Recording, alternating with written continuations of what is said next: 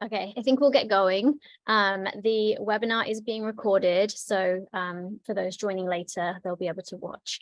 My name is Samantha Putnam, and I'm the Executive Director for the Alumni Association. Before I get started, I want to thank my two staff members, Julie and Shaknoza, for helping to plan this event. I'm not going to speak for long because Kuka has some incredible information to share with you. But I just want to say that, our vision for our alumni community is that our Gaucho community would be a reason why people would even choose to come to UCSB. So all of you who have joined this call, our alumni community, I know feel really passionate, I hope, about your UCSB experience and want to share that with, with your students who are now thinking about where they want to apply to university, whether it's UCSB or another UC campus. So it's really, really exciting to see so many people join this call. As Kuka will underscore, we don't have any kind of legacy preference that's given to alumni children who are applying to the UC. Every applicant is subject to the same application process. But our hope with this webinar is just to give our Gaucho community some insights into how to tackle that UC application. And Kuka's going to have some incredible tips for you. So I won't talk for much longer. We will have Q&A at the end. So please do feel free to put your questions into the chat as we go through, and we'll moderate those at the end. Handing over to Kuka, who is an alumna herself. She's Associate Director for Admissions and a former Alumni Board of Director. And we are just incredibly grateful to have her partnership on this event. And you will all just be delighted in her presentation because she's amazing. So thank you so much, Kuka. Thank you, Samantha. Hello, my fellow Gauchos and your offspring, family members, next door neighbors, whoever you invited to be here today. I've got a lot of information to share, so I'm just going to jump right in. The goal of the next 40 minutes, give or take, is to talk about the University of California application, the UC application specifically for the class of 2024. That student going in as a freshman or that student applying as a transfer. That application is going to be active and accessible this fall for the start term of 2024. So here are the basics. Number one, the application to the University of California, it's a singular application. So our students will be asked to fill that out and check the box for any of the 9 undergraduate campuses. If a student applies to multiple campuses, copies of that application are then submitted. We don't do demonstrated interest. We don't look at legacy. We don't ask in the application, did your parent or guardian go to a UC campus? So note that we're really looking at each applicant in the context of the self-reported UC application. So let's all take a collective breath in and then let it out, because we got this. The goal is today's workshop will help you and your students really grasp what we need from the application, some common pitfalls, and we'll give you some tips to work through it. The only thing I ask is if I say something or you see something that's confusing, ask for clarification in the Q&A so that we can answer those at the end. So with that, let's get going. Now, that UC application, the University of California application, opened on August 1st, and the UC application will remain open through November 30th. Now, the application, while open, cannot be submitted yet. The submit process is through, Sunday, October 1st through November 30th, with the knowledge that the date a student submits the application is not part of the review. So there is no priority for applying on Sunday, October 1st versus the November 30th student. Okay, let's be real. The turkey goes down a lot easier on Thanksgiving if you've got your college applications in. But in our realm, the admissions realm, for example, Santa Barbara, we're going to download applications on, December 1st. So again, doesn't matter if you applied in October or November. I make note in bold that by invitation only, some campuses might ask for letters of recommendation, portfolios, or auditions. I'll show you where students can see that particular information. Now, things to remember, we're in the state of California. Yep, I know, you were surprised by that. University of California, first being in the title, and 2, you're an alum. So here's what you should know. in the application, we still ask about race and ethnicity. We ask about gender. We ask about sexual orientation. There's even a whole scholarship tab. But the UC campus admissions offices don't see any of that. Proposition 209 is still in place. And as such, we will not and cannot use that for admission selection. We do not use and we do not ask about demonstrated interest, campus rankings. We do not use legacy. So again, today's workshop is about helping students get the best application in and not about, well, any sort of checkbox for admissions. Now, the UC application, the electronic application, has 7 tabs, and they've moved and shifted over the years. Every year we change questions, we update information. So even if you've got a student who applied 2 years ago or 4 years ago, I'm glad that you're here today because really it changes every year. And this is what you should know about the class of 2024's application.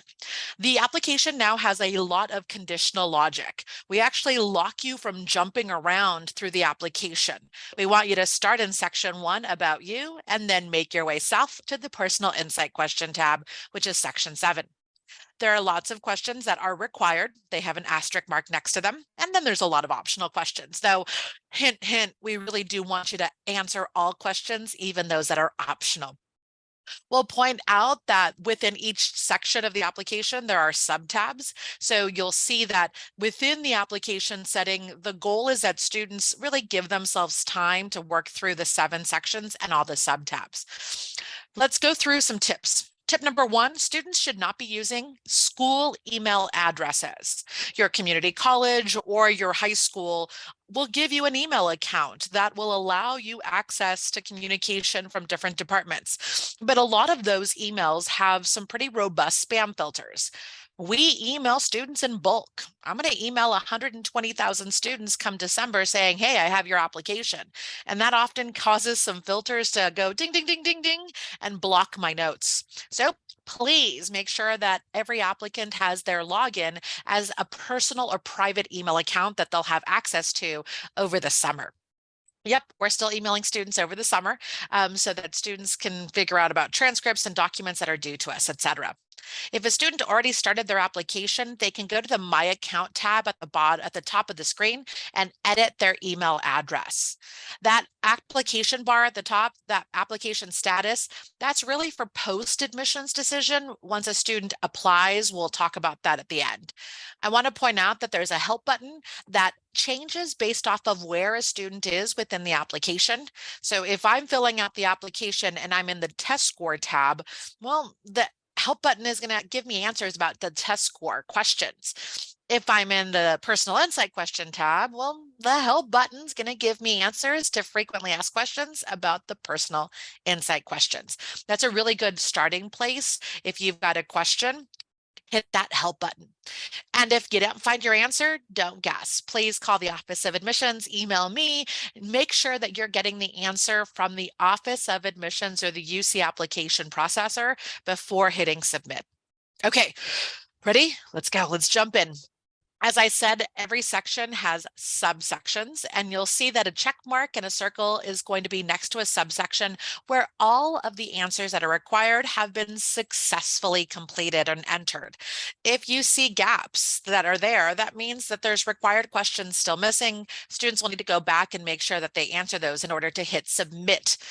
My blue button is grayed out at the moment. It's a light blue because it's not an active button. Again, students cannot push submit until October 1st. And they can do that through November 30th. I'm going to point out that there's a print button that allows students to print a PDF of their full application with every answer they've given. This is great for verification processes that will happen in winter. Okay. I'm going to repeat, you've got the option to ask questions in the Q&A. Please, please, please feel free to do so. We'll hit those at the end. Now, I'm going to go section by section and give you some highlights, but also some common mistakes that students make. So I'm going to keep that Q&A box just in case I miss something, but we'll hit the majority of these questions at the end of the presentation. So what is the About You section? Well, it's the first tab in the application, and it sort of sets a context for the reader about access and opportunity that a student had.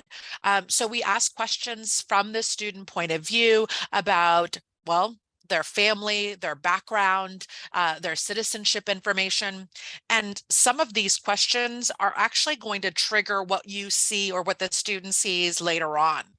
Now, personal information, name, lived name, mailing address, that kind of stuff. Please note that a lived name and a preferred name are slightly different, but in essence, the University of California, in compliance with the state of California, is asking for students to give their given name, their legal name, and their lived name there.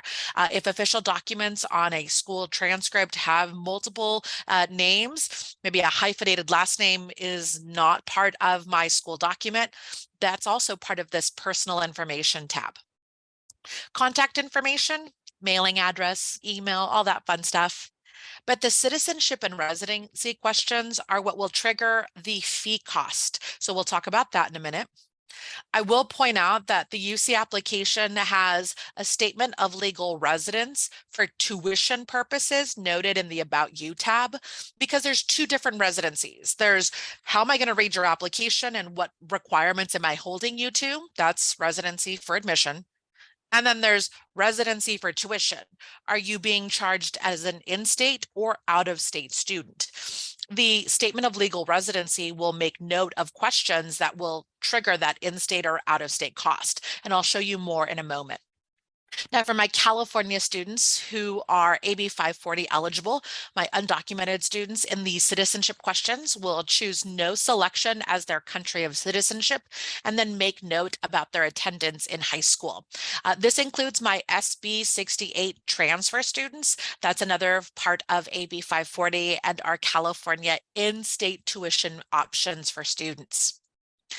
I talked about statement of legal residency. I'm also going to give you a QR code on the screen that takes you to all of those logistics. I am not allowed to talk about residency for tuition purposes.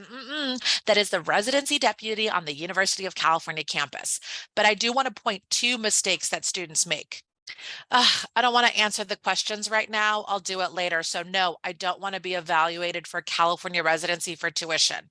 Once a student clicks no, I don't want to do this right now, they are automatically considered a non-resident for tuition purposes, period. If a student says yes, then we'll ask a whole bunch of questions to get a better understanding of their residency. Okay, so that's the extent of my residency information. I'm going to point out that if your student, or you as a student, if you're watching, is a California high school student, we have a few hundred high schools that are part of our program for TES and CCGI. You don't know this and you don't need to know this, but here's what you should know. My California public high schools, our students from California public high schools are going to be asked in the first tab of the application for a California student ID. Now, this is a 10-digit number that's accessible to public high school students in California. It's not your student ID number, usually on the top of your transcript.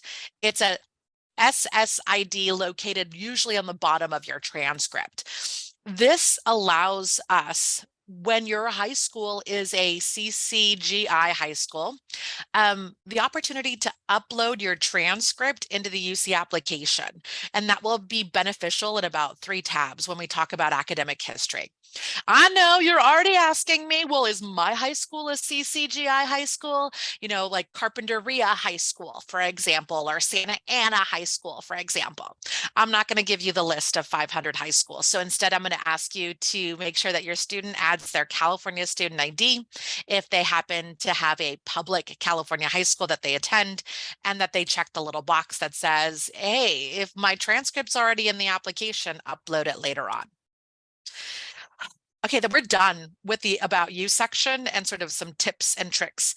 Now we're into tab 2 of the application, which is campuses and majors. So the University of California, the single UC application for the 9 undergraduate campuses, is going to ask, hey, where would you like to apply? And we're going to start off by confirming whether or not the student wants to apply as a freshman, and if they should be applying as a freshman or as a transfer student. So let's give you definitions. A freshman student is in high school, regardless of college credits that they may have achieved. If you haven't graduated from high school yet, you're a freshman applicant. If you graduated from high school, taking some gap years, gap semesters, gap terms, if you've enrolled at a community college or a university during the academic year, guess what? You're no longer a freshman applicant. You're now a transfer student. So those are your two guidelines there, freshman versus transfer.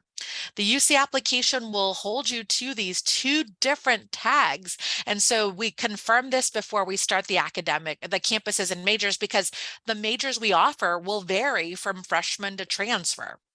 So what should you know about majors? Well, all the UC campuses together have over 800 majors that we offer. I know the University of California is fabulous. And within the UC applications, campuses and majors tab, we're asking students to pick which UC campus or campuses they want the application to go to.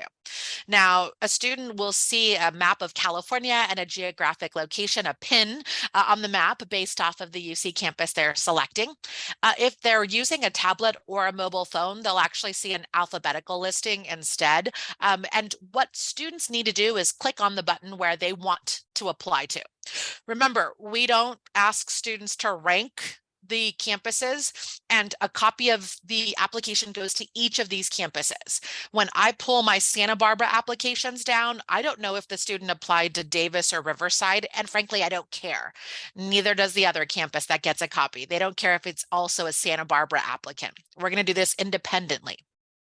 Now, in this section of the application, after a student selects their campuses, if they scroll down to the bottom of the screen, they're also going to see if they qualify for a UC fee waiver. Here's what you should note. Fee waivers are only going to be talked about if a student filled out the income section in the previous tab. Yep, in the About You section, we ask about parent income. And if the student is a US resident. Those are the two flags in order for fee waiver eligibility to be considered. So if your student says, I don't think I qualify for a fee waiver, encourage them to go back to look at the family income and family size in the About You section of the application. Please and thank you. Okay, so what happens? Well, I select the number of campuses I want to apply to. I then see how much it's going to cost to submit the application. And there is an $80 per campus fee, as well as $95 per campus fee for my international students. So there are two price points. Note that if a student qualifies for a fee waiver, that gives them access to 4 UC campuses free of charge. They'll then be charged or pay for any additional campuses above that. All right, so I'm a student who wants to apply to the University of California. I select Santa Barbara and Berkeley. Now I have to tell the application what's my major at Santa Barbara versus what's my major at Berkeley. So campus by campus, we're asking students to select their intended major by clicking the button that says major next to the title of that particular program. So here's a tip. Students will often go through and say, I can't find my major. Well, we want students to remember that majors change titles from campus to campus. So for example, Santa Barbara has a great aquatic biology program, but at Santa Cruz, it's called marine science, right? So we really want students to look through the list. If they can't find their major, to contact the Office of Admissions and ask, hey, do you offer psychology? I can't find it. And at Santa Barbara, I'm going to say, yes, it's called psychological and brain sciences. So note that that's really important, that that major title might vary from campus to campus. Also note that freshman students will have the option to mark undeclared. Transfer students can't come in as undeclared. They'll have to pick a major. All the UC campuses allow for an alternate major choice, which is, hey, if I don't get in here, will you review my application over there? And while I'd love to tell you that every UC campus will look at alternate majors, that's not the case. It will be dependent campus by campus and also dependent on your first choice major. So a great question to ask an admissions officer at a college fair near you. Now, if I click the button that says, here's my major, and a gray box appears, that means there's a second action item to be taken. It might mean that there's an audition. It could mean that there's a supplemental application, or it could mean that I'm applying to a selective major and I need to add an alternate major. So if a gray box appears, stop. Stop and read the gray box, please and thank you. That's the best advice we can give students. Recognizing that if a supplemental application is due, there's often a link that will give direct access to what that information happens to be. So for example, in the College of Creative Studies at UC Santa Barbara, the supplemental application requires letters of recommendation for 5 of the 9 majors. You're not applying to the College of Creative Studies, then I don't want your letter of recommendation. No, no, no. Unless we ask for it, do not send it. Please and thank you. All right, so when it comes to, as I said, transfer students, some majors may be closed. So it's really important for transfer students to, again, do some research and some homework on accessible majors that are open to them. We're done with the second tab of the application. Let's keep going. Now, the academic history tab is the bulk of the application. Just as a note, the UC application will not allow for any documents to be uploaded or attached.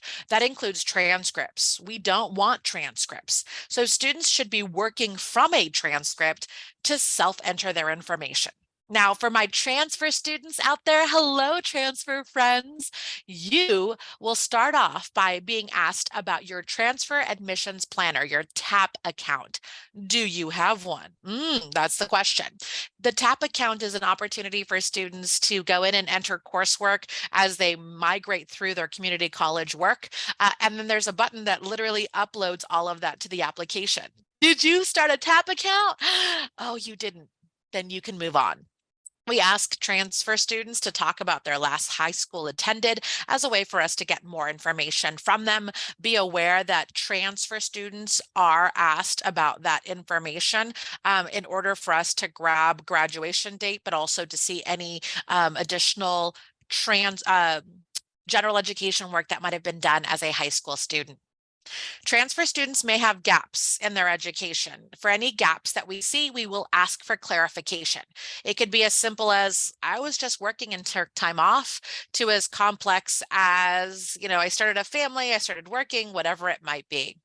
But when we see gaps in education, we're just trying to verify that students weren't enrolled at another college or university. Okay.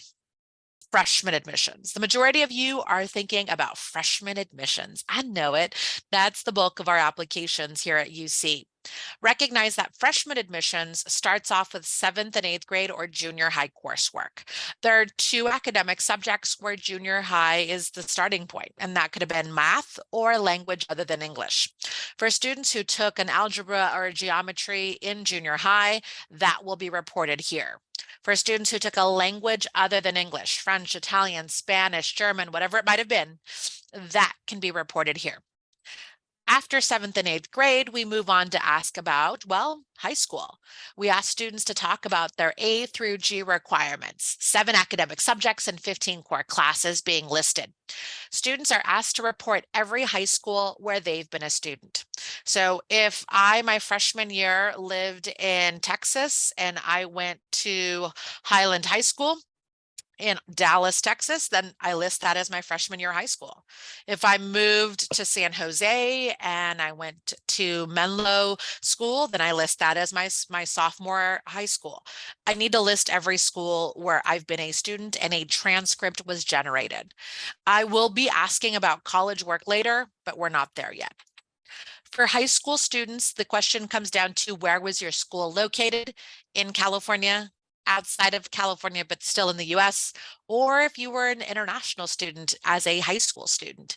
We ask students to look up their school by either a CEIB code, type in the city, or make note of the school. Here's a tip.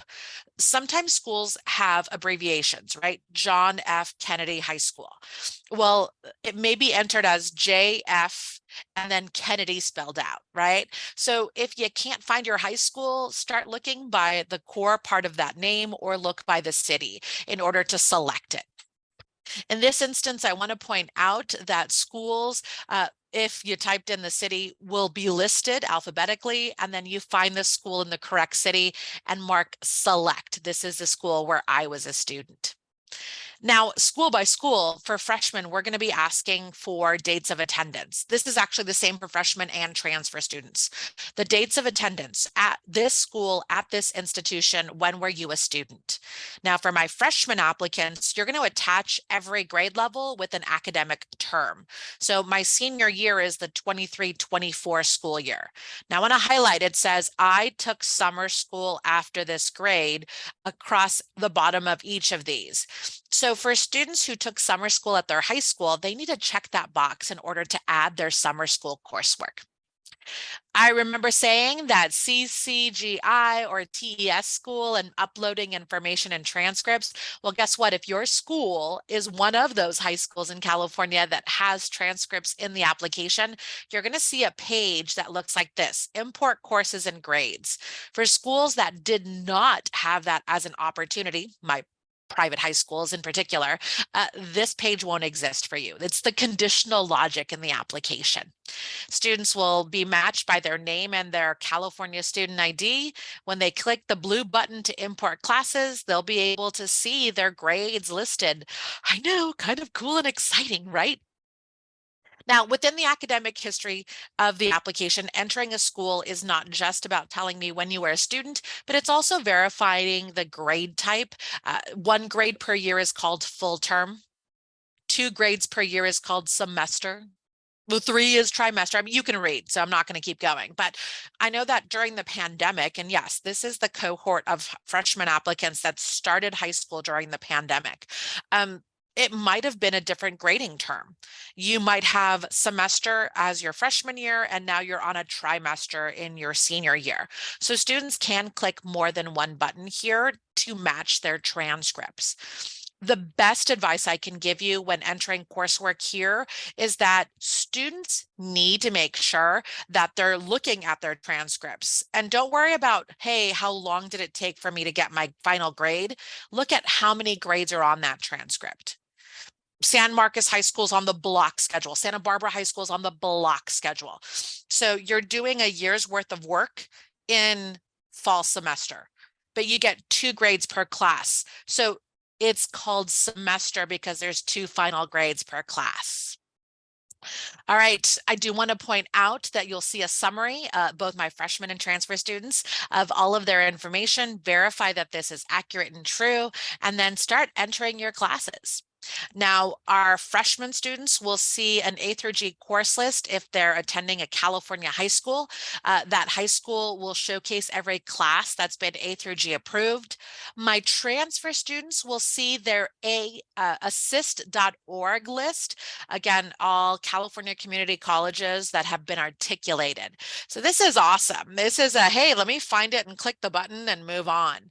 Students will find their class from the list, check the box that says this is the class that I took, and then enter their grades as they see them on the transcript. Super easy. I love this. This is what we try to do to make life easier for our applicants. Now, I will point out that in this current semester, in this fall of 2023, grades aren't available. So we default this term to what's called in progress, and next term, the spring of 2024, as planned. So these will be defaulted into the UC application for both our freshmen and transfer students: in progress and planned.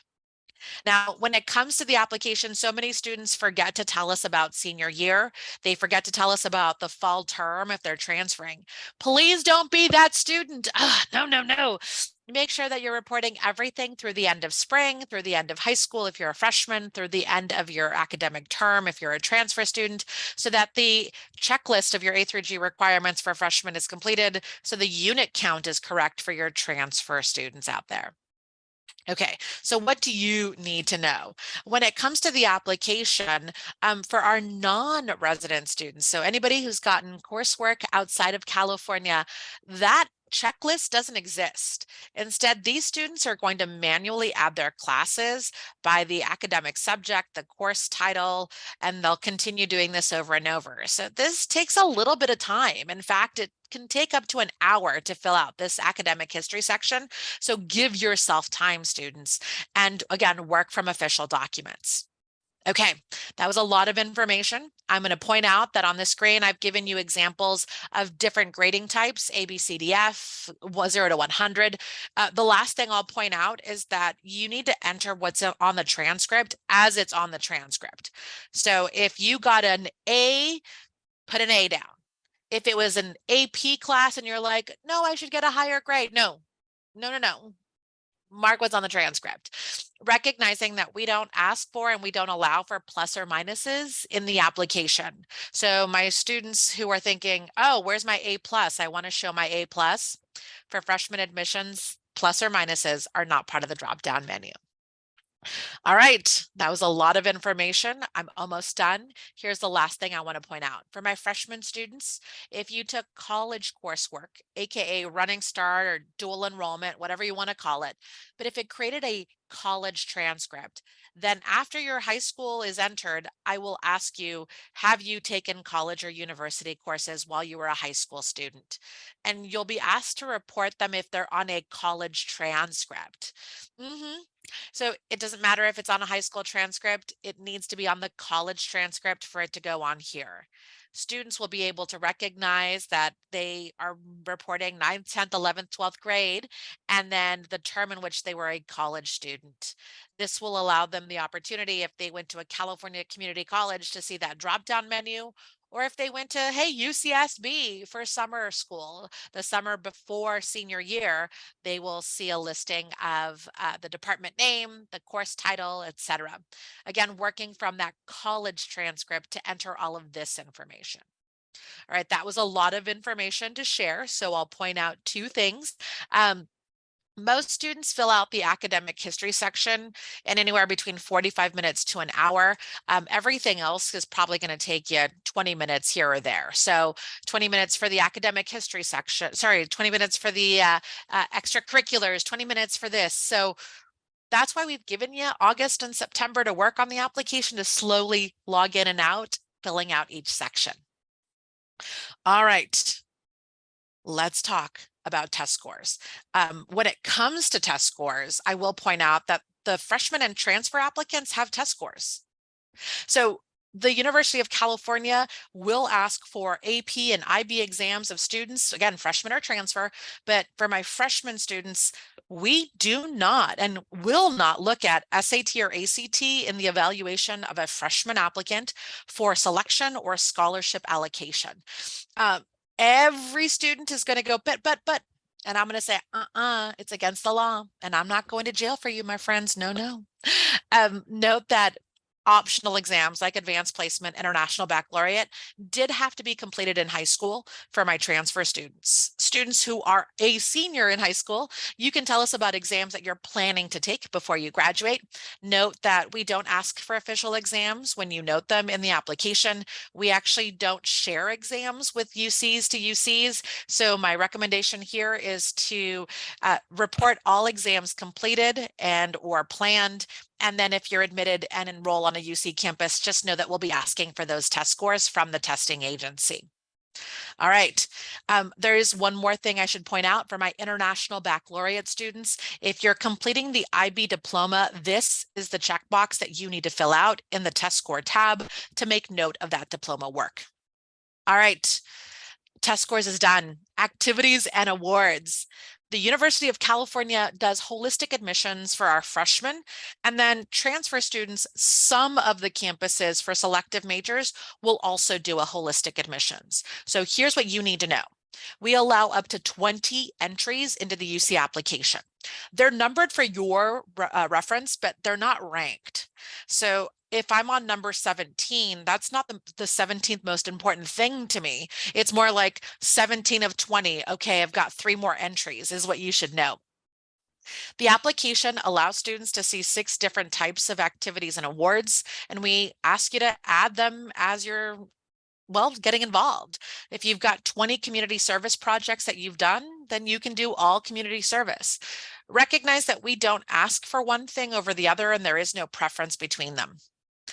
The application asks for involvement in each activity during the 4 years of high school. And for a transfer student, you might be scratching your head on that one, but recognize that transfer students, you're going to click the little after 12th grade button and then make note of your commitment. 3 words. I'm looking for commitment, progression, and leadership. So I look at the time commitment, I look at the number of years, and then I look to an open text field to understand, what did you do in said activity? How did you earn that award? Why did you work at that location? We're nosy people that way. The application doesn't look for the number. It's not about the quantity. It is about the quality of what you've done during your tenure as a student. All right, second to last tab is scholarships. And within this tab of the application, we're looking at the scholarship section post-application review. And so after a student has been offered admission on a UC campus, their financial aid office will look to see if they've checked any of these particular endowment scholarship options. So, hey, you're a UCSB alum. Are you contributing to the Alumni Association or starting your own scholarship? I know I did. So that scholarship has criteria behind it. And those criteria have been created as questions in one of the 10 expandable tabs here in the application. Students will click on those tabs and they'll be able to say, yes, this is true to me. And they'll check the box next to every statement that is true. Students should and could click on dozens. There's no limit to the number of statements that are true to them. For students who are part of our support programs like EOP, well, if you are an EOP alum, you know that they're here to support first-gen underrepresented students. And so one of the things that's important is that students can put that information down as, I'd like to be considered for EOP. Last tab of the application is the personal insight question tab. The University of California has personal insight questions. If you didn't know, it's not an essay. The personal insight questions for freshmen. There are 8 questions that we ask, and students are selecting 4 questions of their choosing. Transfer students have 1 mandatory question, and then they get to choose 3 from a list of 7. So it's not an essay. I'm going to say that again. It's not an essay. Instead, it's a way to add clarity, depth, and context to the application as a whole. So for my transfer students that have gap years, what did you do? What did you learn from that experience? For my students who are thinking, hey, I really want to talk more about that community service project or award that I won, they can do that. The questions were created with a diverse lens, and so students can find something that they're interested in responding to. I'll point out that question number 6 is the freshman question. If I click a button, that turns into the transfer mandatory question. Again, the academic question is mandatory for transfer students. I can go hour and a half just talking about PIQs. So I'm going to stop myself, but remind you all that we have some great PIQ workshops as the Office of Admissions at UCSB to help students through this process. And finally, come October 1st, this Sunday, the submit process will start. The submit process is threefold. Step number 1 is an academic review. We tell students point blank if they're missing a key academic requirement. For freshmen, it might be that you didn't take that 3rd year of math. You didn't actually do a full year of art. And it'll be noted in red, and students actually have to confirm that they know they're missing a requirement and they are ineligible for admission. We ask students for authorization. Can I talk to a parent or guardian? Can I talk to your counselor? And if a student doesn't check this box, then we won't. And then we ask for payment. You know you're actually submitting the application when we ask for money. Students who qualified for a fee waiver now have to accept that fee waiver. Other students can pay with a credit card or mail in a check. Students that are transfer students will eventually go back into the application in December to submit their transfer academic update, that TAU, that allows them the opportunity to enter fall grades and to confirm spring coursework. Last slide, and I'm asking for questions in T-minus 12 seconds. Here we go. The application is going to open October 1st and close November 30th for submission. In November/December/January, campuses will email you or students to activate their individual portals, their admission portals. If you don't get an email from a campus by December, maybe early January, did you really apply to us? That's happened before. Students are asked to go into that FAFSA application, the free application for federal student aid, or my AB 540 eligible students, that California Dream Act application. They're asked to do this as part of the class of 2024 from December through March. It's a later start date for this particular class. Okay. I'm ready for questions. Are you? Before I move you into questions, and Samantha, I do want to point out our great YouTube channel for anybody who wanted that extra PIQ help or a little bit extra about that transfer academics. That YouTube channel from the Office of Admissions was created for you, specifically my alums and friends, to navigate the waters of the application. So Samantha, what questions did my friends have that we can work through? We have some great questions. Webinars are really challenging because you don't get any feedback. So I'm just going to give you my own round of applause because that was wonderful. So thank you. We've got a number of questions about majors, and I'll round them up into one question for you. Is there an option to insert that you want to do a double major? No. No. Okay. Does it make a difference really if you add in undeclared versus entering a major? It could. So that's an it depends answer. So if a major is selective at admissions, and I'll talk UCSB, the College of Engineering, Santa Barbara admits into the major. So if you're telling me you're undeclared and you get admitted, then you will not be an engineer at UCSB. That's the new reality. So that could be the same thing for the College of Chemistry at UC Berkeley. It could be for film and television at UCLA. There are selective majors. So just know that that's a great question to ask your admissions rep, campus by campus, depending on which majors you're sort of toggling between. Okay, so just back to the double major. If you do want to double major, any recommendation on which of your desired doubles you should enter? Sure. If you know you want a double major and your first choice is a selective major, I would really talk to the admissions office to see if that's the right choice. So I want to be a dance and political science double major. Well, dance requires an audition. So that should be your first choice. And because you also want to do political science, that's your alt major. If you don't pass the audition, you're going to be looked at for that alternate major. So it's a good conversation to have. Okay. And then if you sort of know that potentially a major is an impacted major, right, that gets filled up really quickly, should you still put that in and then put an alternative, or what about in that scenario? Would you still be considered for admission if, you know, from your admission standpoint, that major fills up? Yeah, so this is the hard part. There are some majors where if you don't get in at the freshman or transfer level, you're not going to change in. So the question comes down to, do you want the campus more than you want the major? And that's going to be where I toss it back to you, because if you answer, I want the campus, then look at that alternate major as your first choice. If you're like, no, I really want to be a chemical engineer, or I'm not going to UCSB, then you're going to put the chemical engineering major as your first choice with that knowledge that you won't be able to change or sort of switch out of it. Thank you. Shifting gears, do you have to click all of the courses and grades if the transcript is imported? You will need to review the courses and grades to verify that your transcript is correct. What should we report for our grades for semester 2 and final grades if the transcript only reports semester 1 and 2? So if you're on a semester, grade 1 and 2, and you're asking about your senior year, it's in progress and planned. If your transcript was uploaded and you were part of that TES, so Carpinteria High School is an example, your junior year fall grades are already in there, but your spring grades are empty. So you manually have to add those. And what's on your transcript, that's what you're going to add. Do you have to report all AP test scores? Okay, let's be real, my friends. APs are optional. So a 3, a 4, or a 5 will earn you college credits on every UC campus. Why would you not? Why? A 1 or a 2, it's not a passing grade. Is it causing you anxiety? Leave it off the application and move on. We don't care. For dual enrollment, do you enter your classes / grades twice, once for college and once for your high school? Negative. You only enter your grades once. So if it was a dual enrollment class, it only goes in the college section.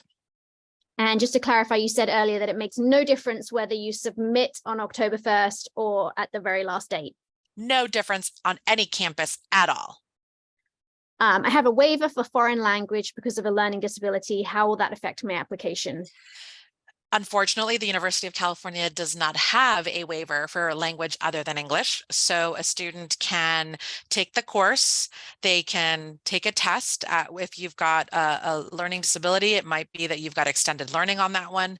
But note that you're going to see that academic submission page that tells you that you are missing some work. It's going to say language other than English, and it's going to give you a red number. You're going to click the button and explain that you know you are missing and you are deficient.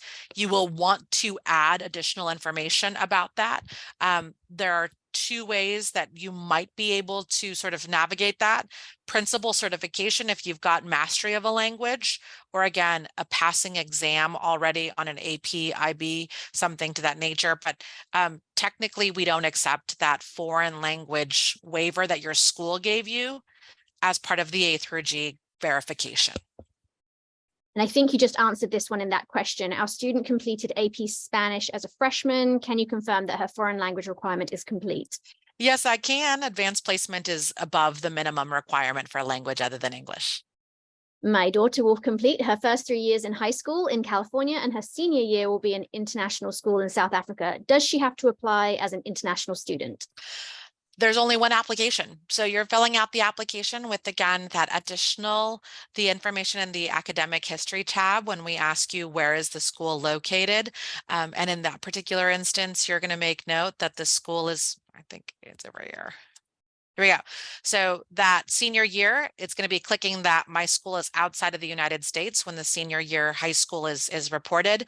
We'll ask for the country, and then we'll ask for an accreditation of the school, which the student will find when they click on that.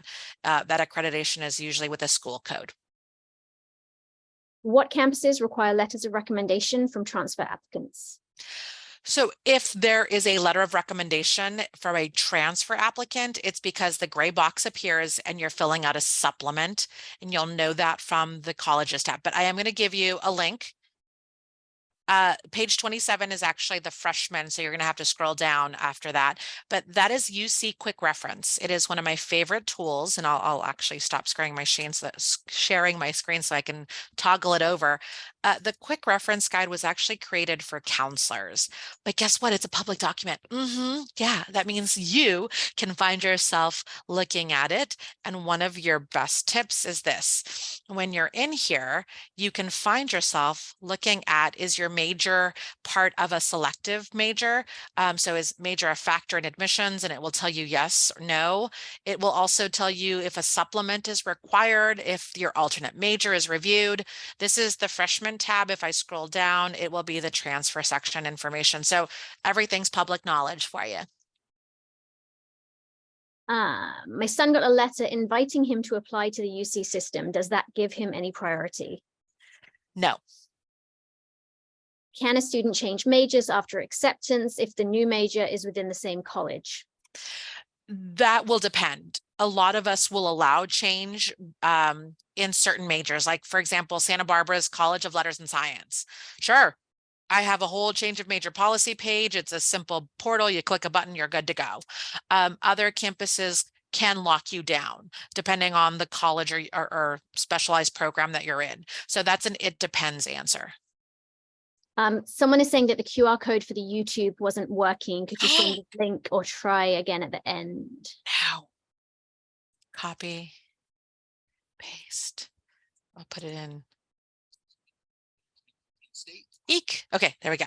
So one of my favorite things, the YouTube channel and the playlist, both in English and in Spanish. So if you've got a family member that wants to follow along, my mamacita quería conmigo estar diciendo, yo veo este apoyo.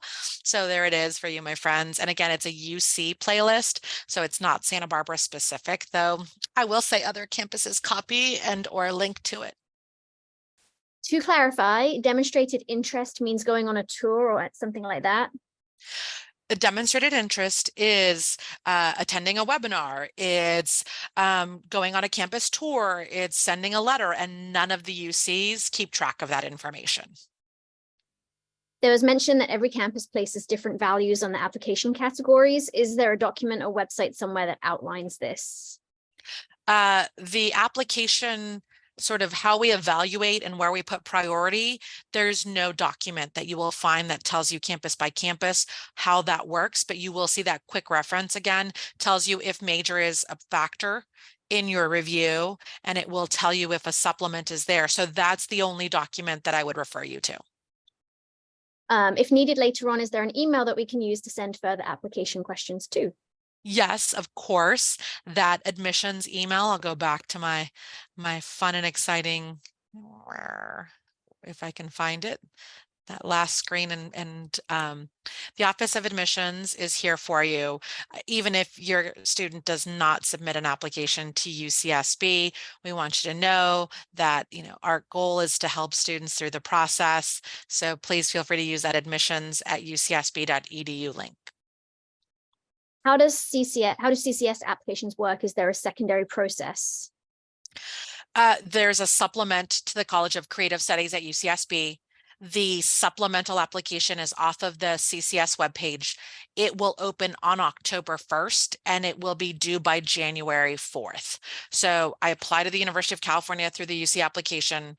I tell Santa Barbara my first choice is a CCS major.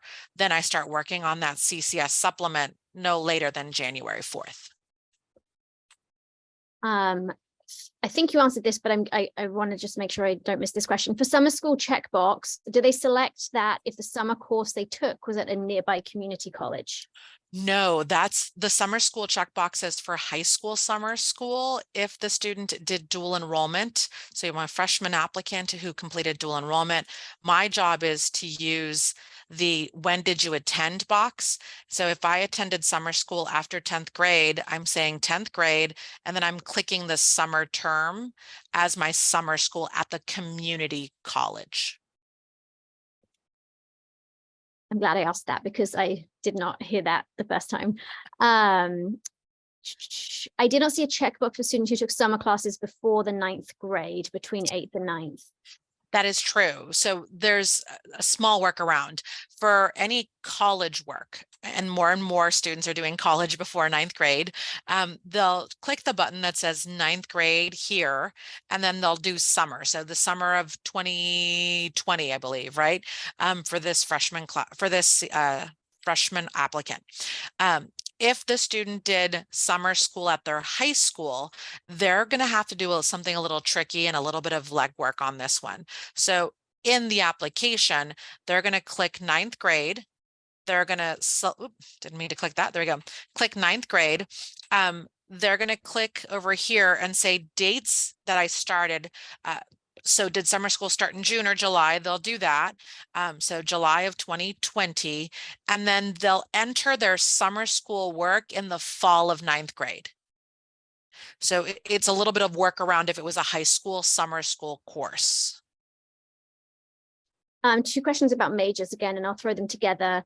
Is there a way to find out what majors are impacted at a specific campus? And then secondly, should you note somewhere on the application that you intend to double major, or you just select the major?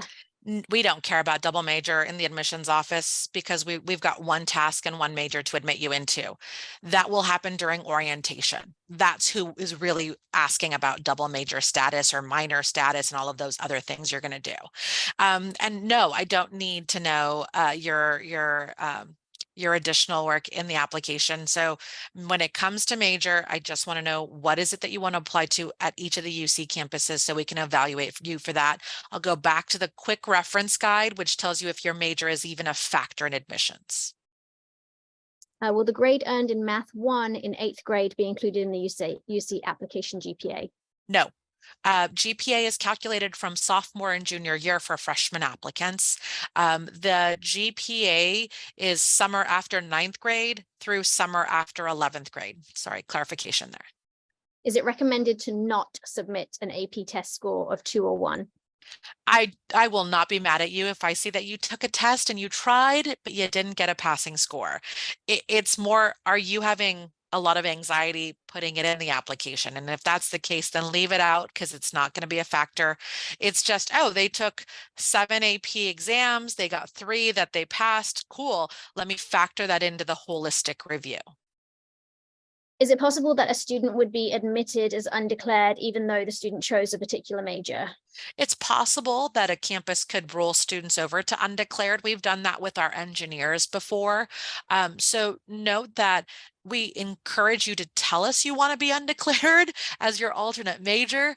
And on occasion, you might see that you get that as an option for a very selective major. Should I report an associate's degree as a freshman applicant?